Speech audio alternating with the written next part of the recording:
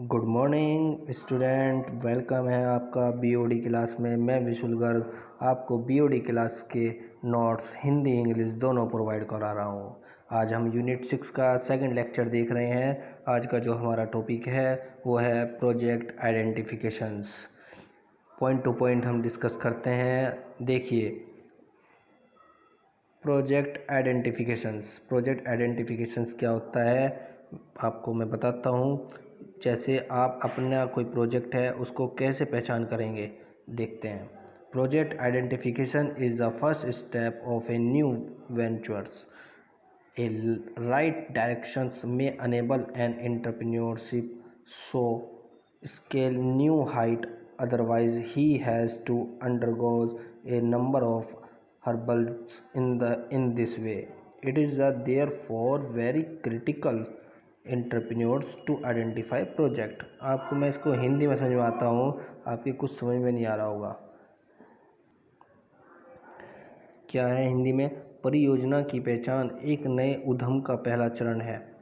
एक सही दिशा एक उद्यमी को नई ऊंचाई देने में सक्षम कर सकती है, अन्यथा उसे अपने रास्ते में कई बाधाओं से गुजरना पड़ता है। इसलिए यह परियोजना की पहचान करने के लिए बहुत महत्वपूर्ण उद्यमी है। Project identification is concern with the collections, compilations and analysis of economic data for the adventurous purpose of locating possibilities and opportunities for investment. परियोजना पहचान निवेश के संभावित अवसर का पता लगाने के अंतिम उद्देश्य के लिए संकलन और आर्थिक आंकड़ों के विश्लेषण से संबंधित है। मतलब कि आपका जो प्रोजेक्ट है आप उस पर इन्वेस्ट करना चाहते हैं, उसको पहले आप उसको इन्वेस्ट करने से पहले आपको उसको आइडेंटिफाई करना पड़ता है। कैसे आइडेंटिफाई करेंगे कि आप सही पैसा लगा रहे हैं, सही पे है या नहीं है, उस चीज़ का डिस्कशन इस टॉपिक में हम कर रहे हैं। उसे हम स्टेप बाय स्टेप मैंने आपका पॉइंट ऑफ व्यू रखा है, उसमें कैसे उसमें हमें अपने आइडिया लगाने पड़ेंगे, क्या सोचना पड़ेगा, देखते हैं। First step, search of new idea, generations of idea, search of business opportunities. The search for promising project idea is the first step towards establishing a successful venture.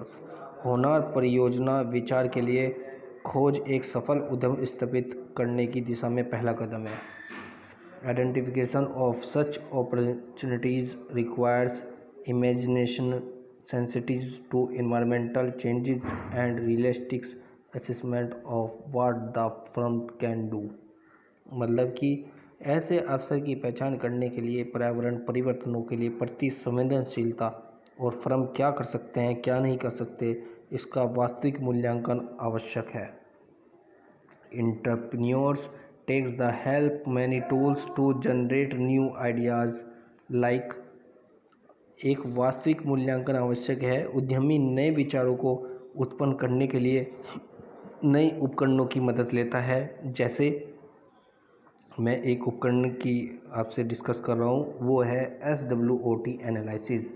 मतलब कि आपका SWOT is an acronym for the strength, weakness, opportunities and strength.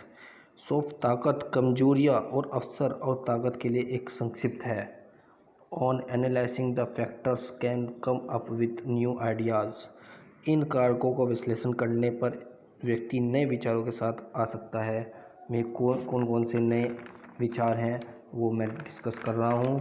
Cost reductions, लागत में कमी आना, productivity improvement, उत्पादकता में सुधार लाना, इंक्रीज कैपेसिटी यूटिलाइजेशंस, उपयोग अक्षमता में वृद्धि, इम्प्रूवमेंट एंड कंट्रीब्यूशन मार्जिन और एक्सपेंशन इनटू प्रोमिसिंग फील्ड। अब मैंने कुछ इसमें इंटरनल फैक्टर और एक्सटर्नल फैक्टर्स डिस्कस किए हैं। यहाँ आपके कुछ लिखे हुए हैं कि उनके इंटरनल फैक्टर में क्या स्ट्रेंथ्स थे, क्या उनकी मतलब अच्छे थे और क्या उनकी वीकनेस थी, किस चीज़ में वे गुड थे, किस चीज़ में वो वीकनेस थे।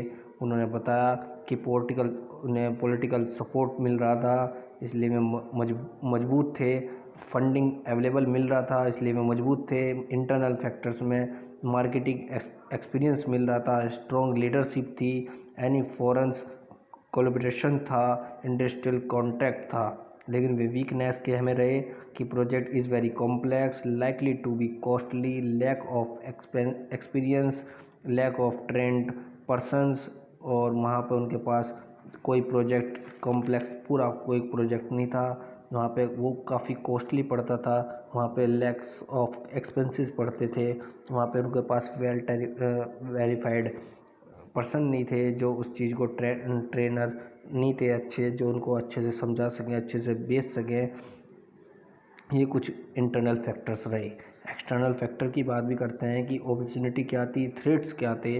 प्रोजेक्ट में improve local economy, competitor weakness, project will boost company policy और government others and incentives. Threats क्या क्या थे, इन्वायरमेंटल कंस्ट्रेंट्स, टाइम डिले था, न्यू टेक्नोलॉजी थी, स्टिफ कंपटीशन एंड मार्केटिंग थी। आपका सेकंड पॉइंट आया ब्रेन स्टॉर्मिंग। ब्रेन स्टॉर्मिंग मतलब आपका बुद्धिशीलता, कैसे आपकी बुद्धिशीलता, आपका कैसा ब्रेन स्टॉर्म किया जाए कि आपको इस प्रोजेक्ट के लिए आइडेंटिफाई हो जाए। It is a probably the most well known and widely used for the creative idea generations. यह शायद सबसे प्रसिद्ध और व्यापक रूप से रचनात्मक विचार था आपकी नई पीढ़ी के लिए। It is an understand process for the generating all possible ideas with a limited time frame। यह प्रतिभागियों के सहज का योगदान के माध्यम से सीमित समय में सीमा से सभी संभव विचारों को उत्पन्न करने के लिए एक असंरचित प्रक्रिया थी। The participants can be the entrepreneurs, family members, friends, business partners, heard expert. उत्पन्न करने के लिए एक असंरचित प्रक्रिया थी। प्रतिभागी उद्यमी परिवार के सदस्य, मित्र, व्यावसायिक साझेदार, किराए के विशेषज्ञ भी आदि हो सकते थे। ब्रेन स्टॉर्मिंग का मतलब कि आपका कौन ब्रेन स्टॉर्म करेगा, आपके उसमें फ्रेंड भी हो सकते हैं, एक बिजनेस पार्टनर भी हो सकते हैं, एक आपके मेंबर्स भी हो सकते हैं घर के। आप उनकी बातों को सुनकर भी आप अपना ब्रेन स्टॉर्म कर सकते हैं कि आपको किस प्रोजेक्ट में इन्वेस्टमेंट करना चाहिए, इन्वेस्टमेंट नहीं करना चाहिए। अदर कंस्ट्रेंट्स, अदर क्या क्या थे कि analyse the performance of existing industries, मौजूदा उद्योग के प्रदर्शन को विश्लेषण करना, और examine the input and output of the various industry, विभिन्न उद्योगों के इनपुट और आउटपुट की जाँच करें। रिव्यू इम्पोर्ट एंड एक्सपोर्ट, आयात और निर्यात की समीक्षा करें।